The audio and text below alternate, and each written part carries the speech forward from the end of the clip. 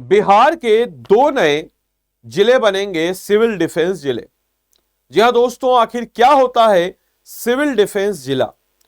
तो civil defence जिले हम ऐसे जिले को कहते हैं, ऐसे स्थान को कहते हैं जहां पर नागरिकों की सुरक्षा के लिए सारे के सारे सुविधाएं प्रदान की जाए, जिसमें सिक्योरिटी, जिसमें हम कह सकते हैं कि उसके आसपास दमकल यानी कि फायर ब्रिगेड हो गया, डिजास्टर मैनेजमेंट से निकलने के लिए डिजास्टर मैनेजमेंट की सारी सुविधाएं, तो उसको हम लोग कहते हैं सिविल डिफेंस जिला।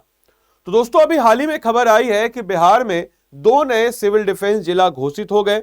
यानी कि अब टोटल कितने जिले हो गए हैं बिहार में जो सिविल डिफेंस एरिया है, आज के इस वीडियो में हम उस पहलुओं को भी कवर अप करेंगे। और कौन कौन से दो नए जिले हैं जो एड ऑन हुए हैं, उसके ऊपर भी हमारी चर्चा आज के इस वीडियो में होगी।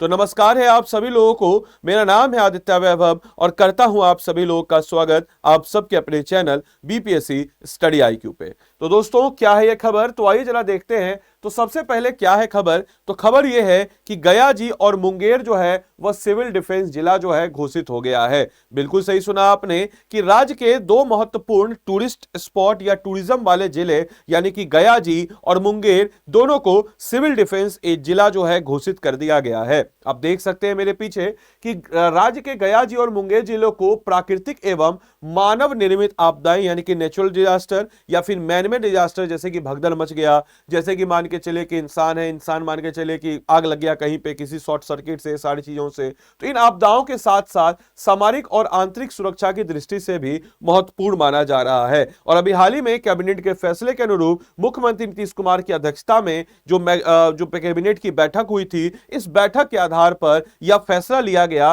कि इन दोनों जिलों को घोषित कर दिया जाएगा। आप देख सकते हैं कि गया जी एवं मुंगेर जिला को किया गया नागरिक सुरक्षा जिला घोषित या सिविल डिफेंस जिला घोषित। तो ये देखिए, ये आप देख सकते हैं कि सरकारी जो है पैम्पलेट है, यहां पे भी आपको नजर आ रहा होगा। इसके अलावा दोस्तों, अगर हम बात करते हैं कि एट प्रेजेंट अगर हम बात करें तो राज्य में कुल कितने सिविल डिफेंस जिले हैं, तो अगर हम बात करते हैं तो राज्य में सिविल डिफेंस से जुड़ी कुल 30 इकाइयां काम कर रही है। तो कुल सिविल डिफेंस की 30 इकाइयां हैं, जो कि राज्य के अगर हम बात करते हैं तो 28 कुल सिविल डिफेंस जिले हैं और उसमें 30 इकाइयां आपको नजर आ जाएगी। और इसमें अब दो नए जिले यानी कि हम अगर बात करें तो गया जी और मुंगेर जो है इसको शामिल कर दिया गया है। अब अगर हम बात करें कि आखिर इनको क्यों शामिल किया गया, तो ऑब्वियस सी बात है इसका क्या महत्व है या क्या होता है सिविल डिफेंस जिला। तो इसकी बात अगर हम लोग करते हैं तो इससे कुछ कुछ नई चीजें आएंगी, जैसे कि मान के चलिए कि 14 नए पद जो है वो सृजित किए जाएंगे। सामरिक एवं आंतरिक सुरक्षा जो इंटरनल सिक्योरिटी में काफी ज्यादा मदद मिलेगा। और ये दोनों जिले जो कि टूरिस्ट स्पॉट के लिए काफी ज्यादा जाने जाते हैं और प्राकृतिक एवं मानव निर्मित आपदाएं जो हैं वह भी हमको यहां पर देखने को मतलब उनसे बचाव के लिए नजर आएगा। नाउ द कंसर्न इज कि आखिर क्या होता है सिविल डिफेंस एरिया या सिविल डिफेंस एरिया आखिर क्या होता है? तो ऐसे इलाके जहां पे युद्ध, प्राकृतिक आपदा या किसी भी आपदा स्थिति में आम नागरिकों की सुरक्षा के लिए, उनको राहत बचाव के लिए खास तौर पर इंतजाम किए गए, उसको हम लोग कहते हैं नागरिक सुरक्षा या सिविल डिफेंस एरिया। आपातकालीन सेवा जैसे कि दमकल, भगदड़ या आग लग गया, भगदड़ हो गया, बाढ़ आ गया, ठंडका गिर गया, बहुत सारे इस प्रकार के प्राकृतिक या जो मानव निर्मित हो या नेचुरल हो, उन सारी आपदाओं से निपटने के लिए, जैसे मान के चलिए कि कम से कम जीवन का नुकसान हो, तो संकट के समय जीवन और संपत्ति के नुकसान को कम किया जा सके, जैसे मॉक ड्रिल अभ्यास करके तैयारी करना। तो इस प्रकार की चीजें जो है यहां पे एड ऑन की गई है। नाउ द कंसर्न इज कि आखिर क्यों गया जी और मुंगेर को जोड़ा गया? तो आपको बताते चले कि गया जी और मुंगेर को सिविल डिफेंस जिला जो है इसके तहत क्यों जोड़ा गया। तो गया जी जिला के कारण क्या है? तो गया जी शहर जो है ऑब्वियस सी बात है, आपको पता है कि एक समझिए कि मोक्ष की नगरी भी है और बुद्धिज्म के ज्ञान की भी नगरी है। समझ रहे हैं कि यहां पे आपको मोक्ष भी मिलता है। आप देखते होंगे पितृपक्ष मेला लगता है और साथ ही साथ जो है एक ज्ञान की भी नगरी जानी जाती है, क्योंकि गौतम बुद्ध को ज्ञान की प्राप्ति इसी नगरी में हुई थी। साथ ही साथ पितृपक्ष मेला की बात जब हम लोग करते हैं दोस्तों, तो आप देखते होंगे कि पितृपक्ष में लगता है और काफी दूर दूर से, देश विदेश से लोग यहां पे आते हैं और अपने पूर्वजों का पिंडों का दान करते हैं। इसके अलावा हम अगर बात करते हैं तो बौद्ध महोत्सव के दौरान बड़ी संख्या में विदेशी पर्यटक आते हैं और भारी भीड़ और महत्वपूर्ण आयोजन को देखते हुए सुरक्षा प्रबंधन जो है मजबूत होना जो है यह आवश्यक हो जाता है। अब गया जिले की बात अगर हम लोग करते हैं दोस्तों, तो गया जिला के बारे में 2-3 फैक्ट जो आपको पता होना चाहिए, क्योंकि यहां से एग्जाम में क्वेश्चन बनता है। गया जिला का तिलकुट अभी आने वाला है आपके मकर संक्रांति, तो बहुत फेमस है। अपार्ट फ्रॉम दैट जो एग्जाम के रिलेवेंट है वो आपको बताते चले, गया जिला जो है बिहार का सबसे दक्षिणतम जिला है, सबसे सदर्न मोस्ट जिला है। गया जिला में सबसे ज्यादा गर्मी, सबसे ज्यादा सर्दी होती है। गया जिला मगध डिवीजन का हेडक्वार्टर है। इसके अलावा गया जिले की बात अगर हम करते हैं तो यह वह जिला है जो कि अपने लैंग्वेज की बात करें तो मगही लैंग्वेज का एक गढ़ के रूप में भी जाना जाता है। इसके अलावा उत्तर में इसके नालंदा, पटना वगैरह आ जाता है। इसके अलावा पूर्व में नवादा आ जाता है, दक्षिण में झारखंड है और पश्चिम में हम कह सकते हैं तो औरंगाबाद जिले से घिरा हुआ है गया जिला। गया जिले में फल्गु नदी, जिसको निरंजना नदी भी कहते हैं, अभी हाल ही में यहां पर, हाल ही तो नहीं 1-2 साल हो गया, रबर डैम बनाया गया था जो कि धार्मिक दृष्टि से अत्यंत महत्वपूर्ण फल्गु नदी के रूप में जानी जाती है। गया जिले के बारे में देखते हैं तो यहां पे बिहार का सबसे ज्यादा टूरिस्ट में लोग अगर कहीं जाते हैं तो गया जिले में ही जाते हैं, इस बात को भी दिमाग में रखना है। अपार्ट फ्रॉम दैट जलवायु जो है गर्मी में काफी गर्म और ठंडी में काफी ज्यादा ठंडी, और औसत वर्षा तकरीबन 110 सेंटीमीटर यहाँ पे औसत वर्षा देखने को नजर आएगी। साथ ही साथ सूती वस्त्रों के लिए भी जाने जाने वाला जिला। खेती में अगर हम बात करते हैं तो खेती में आपको लगभग हर प्रकार की फसल यहाँ पे हो जाती है। बाजरा वगैरह भी आपको यहाँ पे देखने को मिलेगा। जो दक्षिण वाला एरिया है, जो गया का सदर्न एरिया है, उस सदर्न एरिया में अगर हम बात करते हैं गया का, तो उस एरिया में आपको नजर आएगा मतलब एक लाल और पीली मिट्टी, और उस लाल और पीली मिट्टी के कारण वहां पे खेती भी ठीक ठाक हो जाती है। इस जिले की बात अगर हम करें तो यहाँ पे 1922 का ऐतिहासिक कांग्रेस अधिवेशन भी रहा है जो कि काफी हिस्टोरिक है, जिसमें CR दास जिन्होंने उसकी अध्यक्षता की थी, और उस अधिवेशन के बाद ही स्वराज पार्टी का भी गठन होता है। तो यह बिहार के हिस्टोरिकल पॉइंट ऑफ व्यू से भी काफी ज्यादा रिलेवेंट और महत्वपूर्ण है। महाजनपद एरा में प्राचीन गया की बात करते हैं तो मगध साम्राज्य का हिस्सा था, और आप लोग को मुझे कॉमेंट बॉक्स में के बताना है कि गया के क्षेत्र को प्राचीन के दौर में या वैदिक एरिया में किस नाम से जाना जाता था। इसके अलावा जैन और बौद्ध परंपरा से काफी ज्यादा जुड़ा हुआ है। बुद्धिस्ट में गौतम बुद्ध के को ज्ञान की प्राप्ति जो है यही निरंजना नदी के किनारे के एक पीपल के पेड़ के नीचे होती है, और यही गौतम बुद्ध को ज्ञान की प्राप्ति होती है। और जो बोध गया का आप मंदिर देखते हैं, इसकी बात अगर हम करते हैं तो यूनेस्को के द्वारा वर्ल्ड हेरिटेज साइट का दर्जा भी इसको मिल रखा है। आपको यह भी बताते चले कि यहाँ पे फाल्गु नदी के किनारे विष्णुपद टेम्पल है, जो कि बहुत ही फेमस टेंपल है। कहा जाता है वहां पे कि विष्णु भगवान जो है वह एक डेमन को, एक राक्षस को, जो गयासुर नाम का राक्षस था, उसको मारने के लिए अपने पैर से उसको दबाते हैं, उस पैर का छाप पड़ गया, और इसीलिए उस मंदिर का नाम है विष्णुपद मंदिर। आपको यह भी बताते चले कि इसका एक जबरदस्त धार्मिक महत्व भी है। पितृपक्ष में श्राद्ध का विश्व का सबसे बड़ा केंद्र है गया। विष्णुपद मंदिर जो भगवान विष्णु के पद जिन के रूप में माना जाता है वह भी गया में नजर आएगा। बोध गया विश्व भर में बौद्धों का एक प्रमुख तीर्थ स्थान के रूप में जाना जाता है, और तिब्बती, जापानी, थाई, बर्मी ये सारे के सारे मठ जो है वहां मौजूद है। कभी आप जाएंगे वहां पे तो हर राज्य का मारवाड़ी मठ है, गुजराती मठ है, पंजाबी मठ है, हरियाणवी मठ है, राजस्थानी मठ है। तो हर क्षेत्र का, हर एरिया का आपको वहां पर मठ जो है नजर आता हुआ नजर आएगा। वहीं अगर हम बात करते हैं यहाँ पे कृषि की, तो मुख्य फसल यहाँ पे धान, गेहूं, दाल और मक्का है। सब्जी उत्पादन में यहाँ पे टमाटर, आलू, बैगन, और दक्षिण पहाड़ी इलाके में खेती अधिक। अगर हम बात करते हैं तो रेनफेड खेती अधिक है। रेनफेड खेती कहने का मतलब कि ऐसे खेती जो थोड़ा सा पानी कम लेते हैं, जैसे बाजरा हो गया, ये लोग खेती आपको वहां पर अच्छी खासी नजर आएगी। यहाँ पे मिनरल्स भी ठीक ठाक मिल जाते हैं, और बहुत सारे रेयर्स ऑफ रेयर मिनरल्स भी यहाँ पे मिलेंगे। याद रखिएगा जैसे कि अकबर की पहाड़ी जो है गया में, वहां पे आपको यूरेनियम का भी आपको भंडार जो है नजर आया है। इसके अलावा उद्योगों की बात करते हैं तो छोटे हैंडीक्राफ्ट यानी कि स्मॉल हैंडीक्राफ्ट इंडस्ट्री, अगरबत्ती, हथकरघा। इसके अलावा यहां पर अगर हम बात करते हैं तो सूती वस्त्रों के लिए भी गया जाना जाता है। और गया जिले के बारे में आपको बताते चले कि गया जिले को मैनचेस्टर ऑफ बिहार भी कहते हैं। याद रखिएगा, मैनचेस्टर ऑफ बिहार भी हम लोग किसको कहते हैं तो गया जिले को कहते हैं। पर्यटन की बात करते हैं तो विष्णुपद मंदिर, महाबोधि मंदिर, बराबर की गुफाएं, प्रेमा पांडव गुफाएं, डुंगेश्वरी मंदिर राजगीर पहाड़ियों के पास, और ऐतिहासिक स्थल भी संबंधित है जो कि गया को इस सिविल डिफेंस एरिया के साथ जोड़ने के एक प्रमुख दावेदार बनाते थे, और यही कारण है कि इसको इसके साथ जोड़ा गया है।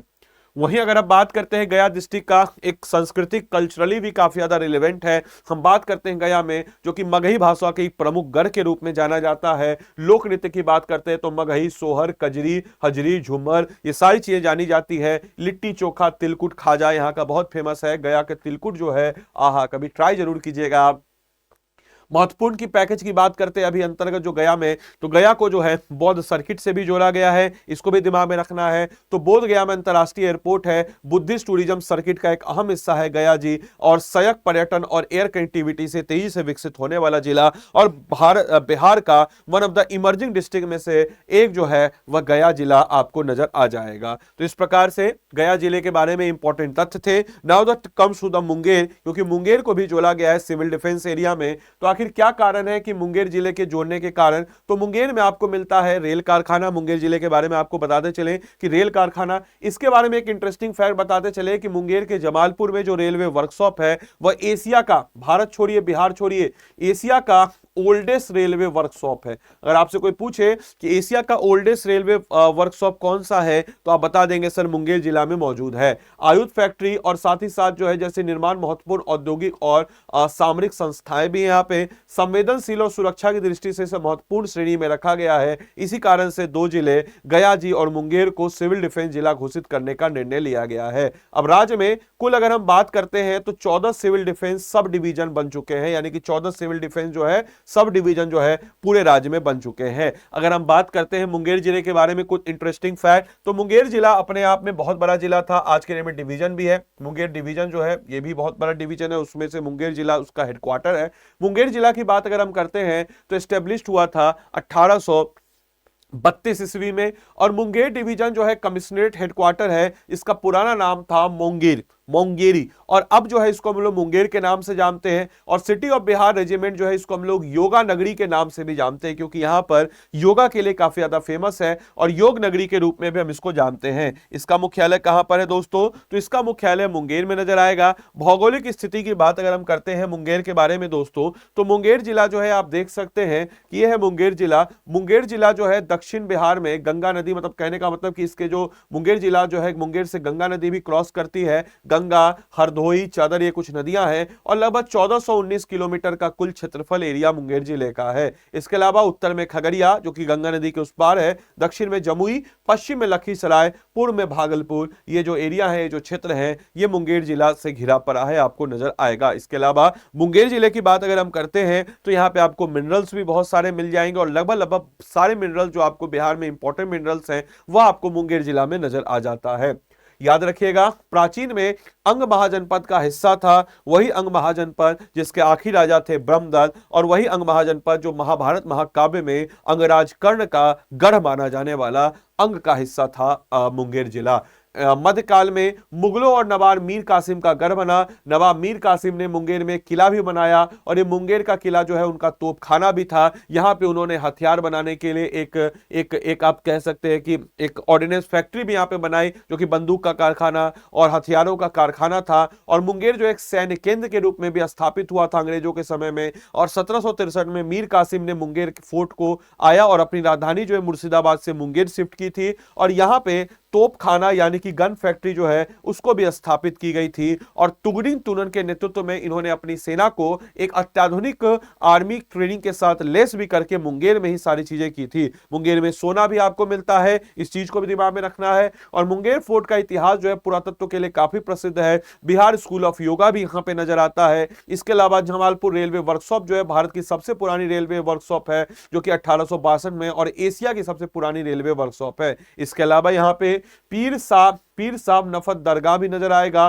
चंडी स्थान टेम्पल जो कि एक शक्ति पीठों में से एक है, वह भी यहां मुंगेर में नजर आता है। इसके अलावा हम लोग अगर बात करते हैं तो कस्तारनी घाट जो है यह भी मुंगेर में नजर आएगा। मुंगेर में डॉल्फिन पार्क भी आपको नजर आता है, इसको भी दिमाग में रखना है कि डॉल्फिन पार्क कहां नजर आएगा, तो मुंगेर जिला में ही आपको डॉल्फिन पार्क नजर आता है। अर्थव्यवस्था की बात करते हैं तो गन फैक्ट्री ऑफ इंडिया भी कहा जाता है, रेलवे वर्कशॉप है, कृषि, धान, गेहूं, मक्का, ये सब मुंगेर में नजर आएगा। मछली पालन के लिए मुंगेर जाना जाता है, लकड़ी का काम यहां होता है, और हर्बल योग उत्पादन भी आपको मुंगेर में ही नजर आता है। आपके लिए आज का क्वेश्चन है, बिहार स्कूल ऑफ योगा की स्थापना किसने की थी, या आप बिहार स्कूल ऑफ योगा जो है बिहार में जो है इसकी स्थापना किसके द्वारा की गई थी, अपना उत्तर कमेंट बॉक्स में लिख के बताएं। बाकी आप में से कोई भी जन अगर हमारे पेड कोर्स के साथ जुड़ करके अपनी तैयारी को और ज्यादा अच्छे तरीके से, और ज्यादा रिलेवेंट तरीके से, बेहतर तरीके से करना चाहते हैं तो आरब 15.0 बैच है, जिसमें आपको प्रीलिम्स बेस्ड और इंटरव्यू तीनों की इंटीग्रेटेड तैयारी का अप्रोच मिलेगा, और 1100 प्लस घंटे की इसमें live classes, individual mentorship by mentors, monthly current affairs magazine, interview guidance program, इस तमाम तरह की चीजों के साथ साथ आपको इन 7 किताबों का सेट भी इसमें मिल जाता है, जो कि स्पेसिफिकली बीपीएससी के लिए ही बनाई गई किताबें हैं।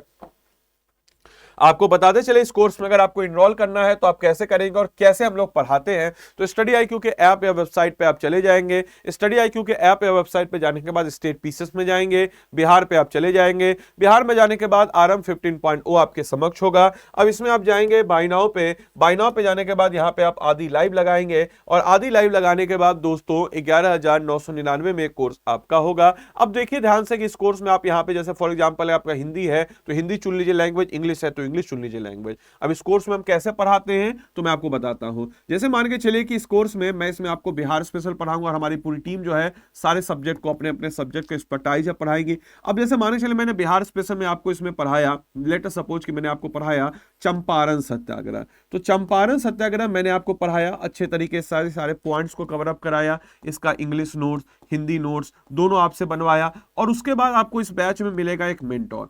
मेंटोर क्या करेगा तो इस टॉपिक से रिलेटेड आपको क्रक्स नोट दे देगा। इसके बाद एनसीईआरटी की बात अगर हम करते हैं तो एनसीईआरटी का जो वीडियो लेक्चर होगा चंपारण सत्याग्रह से वो आपको देखने को कहेगा, आप उसको देखेंगे। उसके बाद क्या होगा तो इसमें जो है हम लोग किताबें देते हैं, उस किताब में जो बीपीएससी सेंट्रिक किताबें हैं बिल्कुल जो हम लोग किताब का सेट देते हैं, इन किताबों में चंपारण सत्याग्रह जहां है उसको आपको बोलेगा पढ़ने के लिए। इससे आपका सेंस ऑफ कॉन्फिडेंस बढ़ेगा। फिर आपको एक सीट देगा एमसीक्यू का। इस एमसीक्यू का सीट आप बनाएंगे जो मॉडल क्वेश्चन और प्रीवियस ईयर क्वेश्चन पे आधारित होंगे। इसमें हर टाइप के क्वेश्चन होंगे, कॉन्सेप्चुअल, फैक्चुअल और साथ ही साथ अप्लाइड बेस्ड क्वेश्चन। और उसके बाद आपका सेंस ऑफ कॉन्फिडेंस बढ़ेगा। उसके बाद आपको एक सीट मिलेगा जो कि मेंस का सीट होगा, जिसमें मॉडल आंसर होगा। उसको आप देख करके एक क्वेश्चन का आंसर लिखेंगे, और उस आंसर को लिखने के बाद मेरे भाई जब आप उस आंसर को लिख लेंगे, जब आप उस आंसर को अच्छे से लिख लेंगे तो उस आंसर को लिखने के बाद क्या होगा तो उस आंसर को जब आप अच्छे से लिख लेंगे तो कहीं ना कहीं हम कह सकते हैं कि आपका जो है एक मेंस पॉइंट ऑफ व्यू से भी तैयारी हो जाएगा। उसको आपका मेंटर चेक करेगा, और उस मेंटर के चेक करने के बाद कुछ सजेशन देगा, फिर दोबारा आप लिखेंगे। और क्योंकि यहाँ पे आपने आदि लाइव कोड लगाया और आप मेरे मेंटरशिप के अंतर्गत है तो दोबारा आंसर को मैं चेक करूंगा। और इस प्रकार से आपका प्रीलिम्स और मेंस दोनों प्रकार के पॉइंट ऑफ व्यू से तैयार हो जाएगा। और इसी को हम लोग कहते हैं इंटीग्रेटेड अप्रोच। और इसी इंटीग्रेटेड अप्रोच के साथ आपका प्रीलिम्स और मेंस दोनों कवर अप हो जाएगा। इसको हम लोग लगभग 750 प्लस टॉपिक्स को हम लोग 1100 प्लस घंटे की लाइव क्लासेस में कवर अप कराएंगे। और इस प्रकार से आपका प्रीलिम्स मेंस दोनों का अच्छे तरीके से तैयार हो जाएगा। और दोस्तों इसी को हम लोग कहते हैं कि इंटीग्रेटेड अप्रोच। और इसी इंटीग्रेटेड अप्रोच के साथ आपका पूरा का पूरा सिलेबस कंप्लीट हम लोग कराएंगे। कोर्स से जुड़े हुए किसी भी अन्य प्रकार की जानकारी के लिए, हम उससे डायरेक्टली बात करने के लिए 9289996924 इस नंबर पे आप कॉल कर सकते हैं। इस नंबर पे कॉल करके बोल दीजिएगा कि हमको आदित्य सर से बात करना है और इस कोर्स में हमको आदित्य सर का ही मेंटरशिप चाहिए। तो 9289996924 इस नंबर पे कॉल कीजिए और अपनी बीपीएससी की तैयारी को सही दशा और सही दिशा और सही डायरेक्शन में लेकर के आप सब लोग जाएं। तो चलिए मिलते हैं अगले सेशन में, तब तक के लिए सारे बच्चों को bye bye, take care, thank you and thanks for watching this session. Thank you.